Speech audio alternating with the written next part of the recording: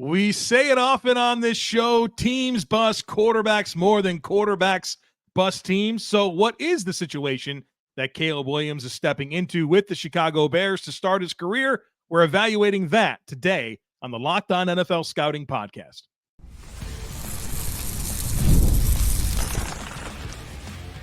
You are Locked On NFL Scouting with the Draft Dudes, your daily podcast for NFL and college football scouting. Part of the Locked On Podcast Network, your team every day. What's better than this? It's guys being dudes here on the Locked On NFL Scouting Podcast. We're the Draft Dudes. I'm Joe Marino from Locked On Bills. He's Kyle Crabbs from Locked On Dolphins. And we are your NFL experts here with you daily to talk team building across the league on the Locked On NFL Scouting Podcast with the Draft Dudes, part of the Locked On Podcast Network, your team every day. Want to issue a big thank you, shout out, and welcome to our everydayers. Those of you who make Locked On NFL Scouting your first listen every day, we appreciate y'all being here very, very much. Today's episode is brought to you by Monopoly Go. I admit it, I have a competitive side, and it is a big fan of Monopoly Go, the mobile hit twist on classic Monopoly. So join your friends and download Monopoly Go now free on the App Store or Google Play. Wait, boozing this weekend or what? Rough stuff. Well, look, listen, it's take two for the Chicago Bears in finding a quarterback in the first round. Take three for me to start this podcast. Well, correctly. I also had a screw up early too. Oh. So I wanted to ask you, did you catch any of the Tom Brady roast on Netflix? Imagine thinking I would catch a second of the Tom Brady roast. There was some good, if they're poking fun at each other, but they're still getting poked fun at. And I thought that made it worth it. But can I be that guy? The problem with roast, do you think Tom Brady wrote these jokes? Somebody else wrote these jokes, and he's just delivering them. Right, but everybody else wrote jokes making fun of Tom. Oh, no. Couldn't be less interested. Drew Bledsoe roasting Tom Brady. I'm good. Saying, I've experienced some things in life that you never will, like the feeling of being the number one overall draft pick and my 28th wedding anniversary. Okay, the second part of that was actually funny. Right. Yeah. Roasting Tom Brady. So if it was somebody else, I'd have been interested. I don't want to sit there because at the end of the day, Kyle, you know what? It's not about roasting Tom Brady. It's really celebrating Tom Brady. And I'm not going to be there for that. Belichick caught some bodies. Bill was there. Bill did some roasting as well. I'll leave you with this last one because I thought this one was funny. I already saw the Bills quote. No. I wasn't going to mention that one. Did you hear this? I mean, yes, I did. Funny to everyone else besides the Bills, I'm sure. Right, but because you 33-3, Kyle Crabbs, 33-3. Well, we're about a third of the way there with somebody. Only a third. Only a third. It was.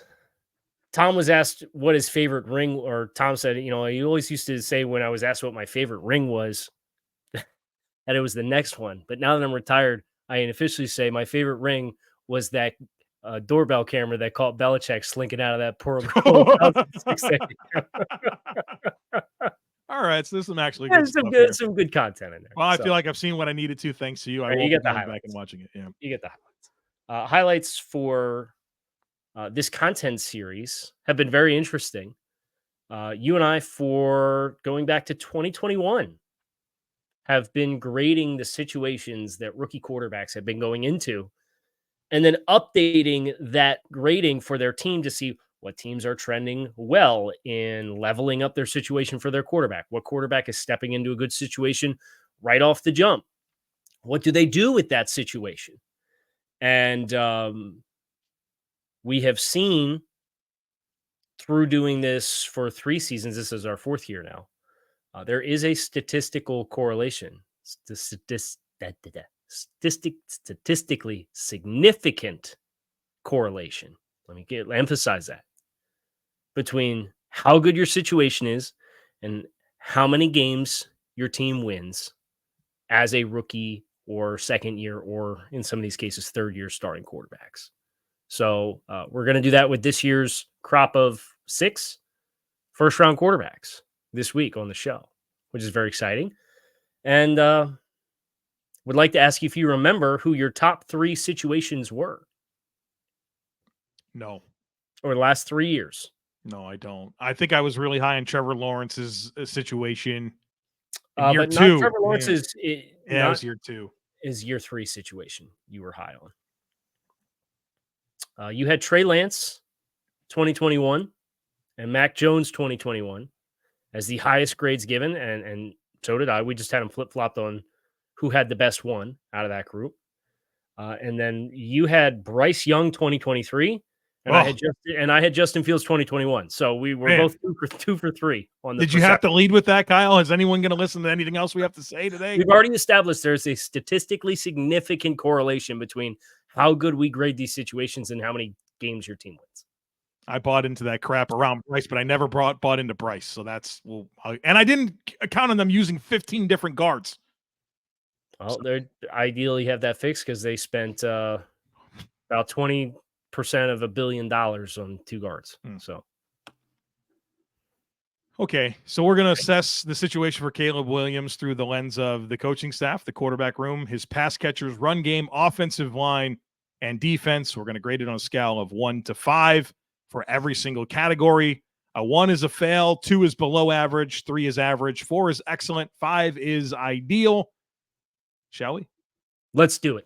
All right. So first category up is the coaching situation for Caleb Williams. And if I may, the head coach is Matt Eberflus, defensive-minded. That's going to be a little bit of a trend here for these young players. Defensive-minded head coach. I know it's the kiss of death for a quarterback, but this is the case here. Offensive coordinator Shane Waldron, of course, a Kyle Shanahan, Sean McVay disciple. This will be, though, the first time that Shane Waldron has had a first-round quarterback since he's been part of the NFL since 2016. Quarterbacks coach in Chicago is Kerry Joseph. This is his first year as a lead quarterbacks coach. He's only been in the NFL since 2020, and he was assistant quarterbacks coach in Seattle for the last 2 seasons. And then the pass game coordinator, Thomas Brown, who worked with Sean McVay and Shane Waldron with the Rams, was the Panthers offensive coordinator last year for the Bryce Young situation. So surely he's learned a couple of things from what went down over there. Kyle, as I look at this, I find this to be a completely average situation. I give it a 3. And that's important context because we're grading this on a scale of 1 to 5. I don't think we did a lot of bells and whistles at the top, but I don't think we actually said how we're grading. I did. I went through that. You did? Yes. Okay. Sorry, I zoned out. I also agreed that it was average, which is why I gave it 2.5, which is right in the middle. Which coach are you most excited about working with Caleb Williams? I think I'm excited for the idea of the Shanahan system and what that unlocked with a guy like CJ Stroud in Houston, right? That's where I find my optimism. I wish that there was more experience here, to be completely candid with you. I like the idea of what they have. I just haven't seen a lot of the fruits of what this has produced. I will say, I think the coach that I'm most excited about working with Caleb Williams is the one who might be there the shortest, which is Thomas Brown. I know Thomas Brown kind of got the he took the blame for some of what happened in Carolina, right, as the offensive coordinator last year, and there's that whole play calling flip-flop thing that happened with Frank Reich. But Thomas Brown was getting some buzz as like a potential head coaching candidate and did some really nice work as the assistant head coach with the Rams with Sean McVay and the past couple of years before going to Carolina. Him as the passing game coordinator, I think he can kind of revitalize his individual perception, but I think that might also be a bad thing because it means he won't be there that long. But for this year, I think Thomas Brown's the one I'm most excited about working hands-on. I think you could see a lot of alignment with this coaching staff. They've all speak the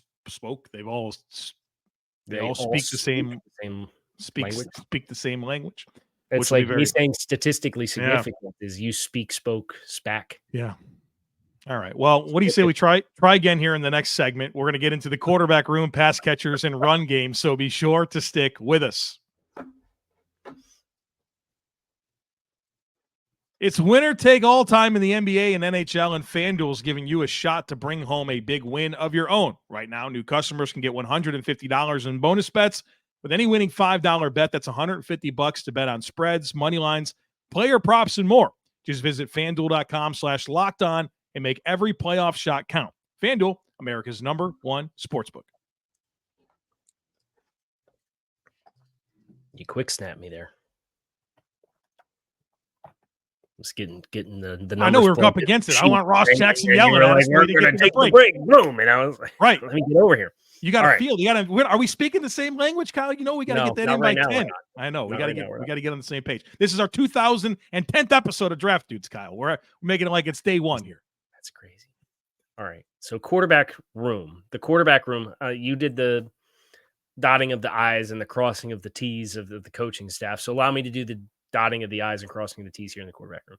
Caleb Williams is joined by undrafted free agent in 2023, Tyson Bagent, who started 4 games for the Bears last season. A long-time QB3 practice squad type guy in Brett Rypien, who most recently was with the New York Jets, and a fellow rookie in undrafted free agent Austin Reed from Western Kentucky, the latest out of that pipeline of just college spread, shoot the ball all over the field. Austin Reed's the latest extension from that system. So Brett Rypien is your staple veteran in this quarterback room. We have 8 combined starts in this quarterback room in the NFL. 4 from Rypien, 4 from Tyson Bagent. So I know Rypien's kind of been around a little bit. Can I be honest, though? Sure. Yeah. I gave it a better grade than what I would have gave it if they kept Justin Fields. Yeah, I've never imagined a scenario where they both coexisted on the same team. Well, I guess the takeaway is how little they got for Justin Fields. And the conversation is, well, if that's all you got, was it worth keeping him? I think the distraction that would have brought, right, 100%, would have not been worth it at all, right, for Chicago. And Caleb Williams is a different kind of personality for the NFL, and I think his peers on the team with him are going to be really helpful and really important for his acclimation. I think that's true for anybody, but I think for Chicago, having a guy like Brett Rypien, he's been exposed to a lot, right? I know he hasn't played a lot, but he's been exposed a lot. I think that is your silver lining in this room. And then I think he'll probably vibe well with the other young guys that are going to be with him. But I think the redeeming piece of this is Brett Rypien, although I don't think you want him to play, obviously. Right. I gave it a 2. I walked away with 2.5. Okay. So what's interesting here is as we switch to the running game next, I think it is worth pointing out that we have graded, this will be our 22nd situation that we've graded since 2021. Our average scores, which we do not compare notes on before we do the show. Joe, across the first 21 situations, you averaged a grade of 18.9 points across these 6 categories, scale 1 to 5. My average score is an 18.91. So whoever grades this situation higher is either going to retake being the gracious grader out of this group. So I thought it was interesting that I was marginally lower on the coaching staff and you were marginally lower on the quarterback room. So here we go again. We're probably going to set the seesaw off, but let's go to run game and talk about what the Bears have cooking there. Yeah, they invested in DeAndre Swift this offseason as a running back, a guy that can kind of do a bit of everything back there. And they have some nice depth in the form of Khalil Herbert, Roschon Johnson as a young player that I know that there's some appeal for, and Travis Homer as your 4th running back. You can do a whole lot worse than that. I think that their offensive line, probably the strength of it when you look at it collectively, is how they can run block. And this team last year, I know that it gets inflated because of Justin Fields and his rushing production. Even without DeAndre Swift, and they've upgraded at least, I think, the center position this offseason, they still are 14th in the NFL in running back yards, right? I think that's important to kind of to parse that out. So I think this is a pretty good situation for me in terms of what this run game looks like and how they will be able to rely on it. I think the respect that it should command with the pass catchers that exist, which we'll get to, I have this as a solid 3. That's it. A 3. Yeah. I have this as a 3.5. And I think part of the optimism that I have here, it stems from the coaching of Shane Waldron too. And that Seattle offense has been very, very encouraging of being physical up front and wanting to run the football. And you pair that with what Chicago had, and I'm relieved they don't have the same schemes that they had last year, because it felt like it was kind of disjointed and incoherent, trying to build off the previous year. So I think the nucleus of the offensive line, as you outlined, and between Ryan Bates and they brought in Coleman Shelton as well, who was experienced with a lot of these coaches, there's a lot of familiarity there. In addition to, they had spent a few years with Ryan Poles going after like mauler, barroom brawl type guys up front. And I think Swift would have had a lot better year if Jalen Hurts didn't take every 2-yard touchdown run into the sun with the tush. I as a 2023 DeAndre Swift fantasy owner, I think I probably lost about 100 points from Jalen Hurts quarterback sneaking touchdown runs in. So I think he can do a lot as a potential 3-down back. They got a short yardage specialist, I think, is what he's going to be in Roschon Johnson. I think there's complementary skills here as well. So I gave it a 3.5. I think this is a very good group. I'm going to bump it to a 3.5 because there's a variable that I didn't consider the scheme. I really do like the idea of collectively what this run scheme can look like, a McVay type run scheme. And I think that they will benefit from the increased athleticism. Ryan Bates is extremely athletic. Mm-hmm. Nate Davis is extremely athletic. And they still have their movers, right, with their people movers and Jenkins and Wright. I think this is actually assembled quite well. So I didn't give that enough consideration. I'll give it a 3.5. So we are tied at the halfway point with an 18.5, which would put it, based on our own grading standards, if those scores keep pace, as a marginally below average situation. But we got some good stuff coming around the pipe. We do. Pass catchers, you want to set the scene here? Yeah. The Chicago Bears last year with the trade out of the number 1 overall pick acquired DJ Moore, who was everything you hoped he would be and more for Chicago, as just a bona fide volume player for them. Then they obviously acquired Keenan Allen as a salary dump from the Chargers, and then drafted Rome Odunze with the 9th overall pick in this year's class, which I think puts Keenan Allen assured to be in what is his best position long-term, which I think is working from the slot at this stage of his career. I think that route running technician there, where it's a little bit less about like the freakishness of your athleticism that a lot of the guys who really thrive on the outside thrive with. As Keenan slows down a little bit, I think that does allow him to still be a highly, highly, highly productive player. Depth beyond that, 4th-round rookie last year in Tyler Scott. Velus Jones is a 3rd-round player who was a big-time speedster out of Tennessee, who hasn't really lived up to expectations just yet. There's been some drops, but there's special teams contributions there.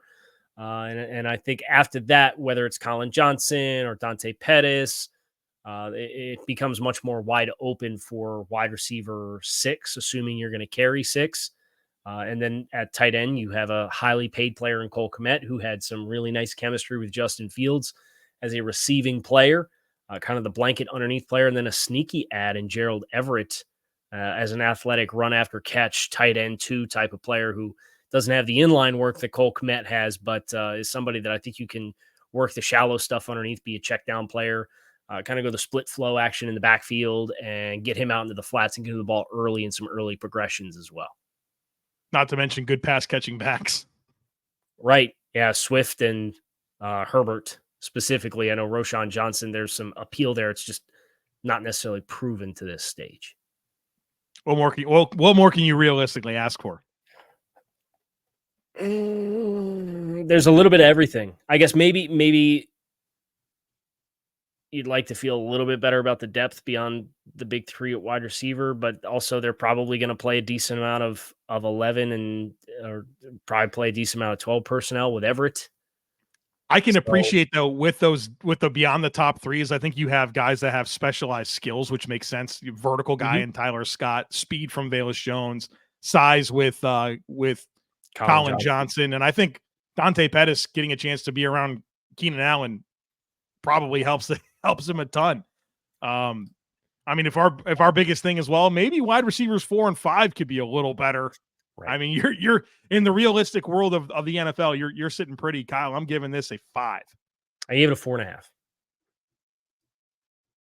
All right. So So what? Okay, we've done coaching, quarterback room, pass catchers, run game. Mhm. So that means offensive line and defense coming up on the other side of it, and of course the total.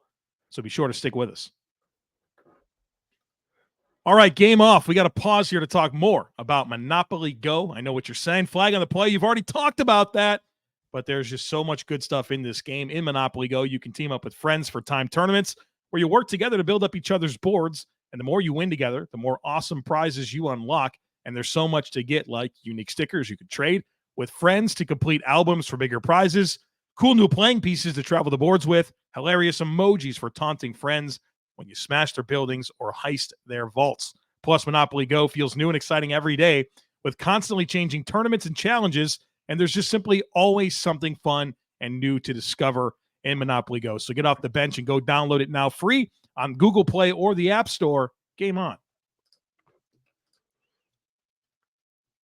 Game's been downloaded like 150 million times. I'm hoping 200 million now that we've talked about it every day for the last 3 weeks. Gave it its love. Yeah. If you haven't, shame on you, because we've done our job. Yeah. Right. As the Patriot way always says, do your job. Right. That was actually another funny part of the roast. I'll give you one more. Belichick was talking, and he was talking to Gronkowski, and he says, "Rob, I've been watching you on Fox on Sunday mornings, and this will be the first time you ever hear me say this. Please don't do your job. Stop doing this job. Do somebody else's job." Telling him to get off Fox, which might be controversial, but I'd be inclined to agree with Bill. I do not enjoy Rob on TV. I haven't watched a second of Rob Gronkowski on TV. On Fox, you don't do the Fox pregames because you're an AFC guy. Well, and the pregames, I don't watch the pregame shows. I just watch the game, man. What happens if Rob does like a people's elbow on the back of Trey White's head during the pregame show this year? Would you see it? Because it would make its round to the social media world. But I'm sitting there watching these pregame shows, man. Well, I listen to us discuss the games on Thursdays and Fridays, and that's all I need. Okay, offensive line. This is what it looks like. Offensive line. Left tackle Braxton Jones, who's like going into his 3rd year on the job. He's been pretty solid. Teven Jenkins, if he's healthy, stud as a guard. I'm interested to see what sorts out between the center position with Ryan Bates and Coleman Shelton in the mix. You mentioned Coleman Shelton, obviously, with familiarity in the scheme. Ryan Bates is a player they've been after for a while. When he was a restricted free agent, they signed him. The Bears signed him to a tender. Then the Bills matched it. And 2 years later, they traded him to the Bears. So they've been wanting Ryan Bates.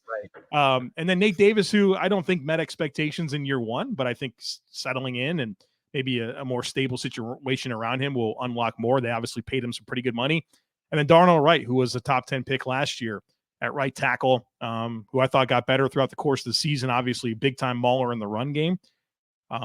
He's certainly a fixture for them in terms of a pillar of this offensive line and how they build it moving forward. So you got a good mix of youth, experience, some guys you've certainly targeted, mix of size and athleticism. I think it's a pretty good situation. I'm not sure that you look at this and say right now there's an elite player on this offensive line, but I'm not necessarily looking at it and feeling like, man, you got a tomato can in any spot that's going to be a problem for you. I think the highest risk player you have is Nate Davis out of the group that they have for projected starters. I believe he dealt with some injuries last year too, if I remember correctly. So there was like a whole lack of stability with that right guard spot, but they gave him a nice contract to come in there. I think it was 3 years, $30 million. I look at the depth. Whoever loses the center job between Bates and Shelton, Matt Pryor as a utility player, I don't think could be totally overlooked. They got Amagaje in the 3rd round of this year's draft, who some people think could play some guard, so there may be some positional flex there. They signed Jake Curhan over from Seattle, so there's an extension there for familiarity with some of the staff with Waldron. I think that helps. I'm a little bit out on Larry Borum, but I know he's got some playing time early in his career. I think there's some interesting depth to go along with all of what you talked about. And I think it gives them some flexibility. I gave this a 3.5. I think it's a good group. I don't think it's a great group. I think if Darnell Wright takes the next step, if Teven Jenkins continues to be the player that he is, that has shown he can be, and if Braxton Jones cleans up the penalties, we got 21 penalties in 2 years, which is a high number. And I think there were a few more that were declined, if I remember correctly. I think this can be a group that's better than a 3.5. But right now, based off of what they have shown to this stage, I give them a 3.5. Yeah, I go with a 3.25 here, and I think there's a good floor with this group, and I think there's upward trajectory for so many of these. I mean, literally every single player, I see a path to them being better than they were last year, which it's exciting for me to think about the ceiling here. I think it's a good group. I don't think it'll be a liability. It's just about how good can it become this year. Which I think the same question can be extended to the defense. Matt Eberflus. You consider this team brought back a lot of what it was last year, and they played pretty well defensively down the stretch. What game was that? Was it the Minnesota game? Was like, yeah, they played like the midseason game, and the low scoring game, and like from that point on, it felt like they flipped the switch defensively. Yeah. Obviously, they brought in Montez Sweat at the trade deadline last year. He was really good for them. I still think maybe you would like to get another edge player. I think I mentioned that as one of like the biggest glaring holes when we did that last week on the post-draft debrief. If they can get another vet pass rusher, I think they could really shore up that group to go along with, I think, a pretty promising linebacker core with two highly paid players in Tremaine Edmunds and TJ Edwards. Jack Sanborn flashed as a UDFA out of Wisconsin in 2022. The interior group has a lot of youth, a couple highly coveted day 2 players in Dexter and Pickens, and then Andrew Billings in that mix for them as well. They got some really physical guys up front. The secondary, making sure they could figure it out with Jaylon Johnson is a huge win. Jaquan Brisker is a versatile safety that they picked in the draft. Tyreek Stevenson and Kyler Gordon, a couple round 2 guys from 2022 and 2023. A lot of youth. Kevin Byard, I think, could be a nice glue piece to hold that all together. Jonathan Owens is a depth player at safety. Like, there's a lot here. I think there's a lot of potential, and if they can build off how they ended last year, this could be a really, really good unit. Yeah, I love the back 7. I think the back 7 is terrific. The front just leaves something for me to be desired. It's better than it was last year. Sweat obviously has proven that he can be a big-time impact playmaker for them. I feel like maybe every other piece here is more of a third guy. You know, I know that you have some young players in Dexter and Pickens, and that's going to be a lot of how good this group will be. But I don't know, man. I still want more from this front. I'm excited about Austin Booker, man. He's a stud, and I liked him even more. I went back and watched UCF because the Bills drafted their left tackle in the 7th round, and I didn't watch him. And I watched him against Kansas, and Booker was kicking his butt the whole game, man. So I was like, okay, yeah, I remember why I like Booker so much. But I just feel like we need more for this front. So that's the piece. Love the back 7. Just wish the front had a little bit more. I don't know what we're going to find, though. Specifically the edge group. I mean, the top rated free agents available right now are Emmanuel Ogbah, Yannick Ngakoue, who played for the team last year for $10.5 million. They already tried that. Carl Lawson, Tyus Bowser, maybe Jerry Hughes. Maybe 36-year-old Jerry Hughes is the best option in the edge free agent crop right now. So it's a little short. And I don't know, barring a trade, where they're going to find something. And, you know, case in point, John Franklin Myers just got traded for what felt like peanuts. Yeah, that'd have been a good trade for them to make. Yeah, that'd have been a great trade for them to make. But I gave this a 3.5 as well. It's exactly what I have it as, a 3.5. Okay. I think the interior guys can take a step. So I think maybe I feel a little bit better about the need to front than you do. I just would love to see another edge rusher that would help me sleep a little bit better at night. So the grand totals, the Chicago Bears here are very well represented. This will be the 4th time in as many years we've graded the Chicago Bears. And I'm happy to report, Joe, for you, this situation is up 2 full points from what it was last year with Justin Fields. Okay. Very Came good. in at a 20.25. So that's an above average score based on my historical grading. That is an above average score. I think that puts it 8th all time out of 22. Okay. Solid. Situations given out. I landed on a 20 on the dot, which is tied for 8th all time with 2022 Mac Jones.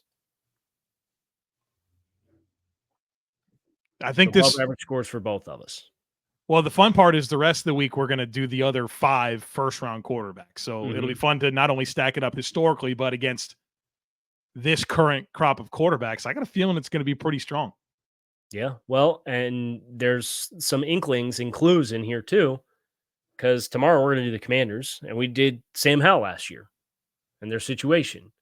And then we'll do the Patriots with Drake May, and we've done 3 years of Mac Jones. And then it's Atlanta, and we did Desmond Ridder last year. So we already have some historical data for at least the next 3 quarterbacks to come down the chute with their situations. And we'll see how they've trended internally versus the grades that we've given their situations in years past, but also how it compares to this 20-plus points that was assigned to Chicago, as they are very well represented here historically. With the situation that they are placing Caleb Williams into. That is going to do it for us here on the show. I'm Kyle Crabbs. He is Joe Marino. We are Locked on NFL Scouting. You can find us on YouTube or wherever you listen to your favorite podcast. Make it a great rest of your Monday. We are out of here, and we will be back again tomorrow to talk about Jaden Daniels and the Commanders.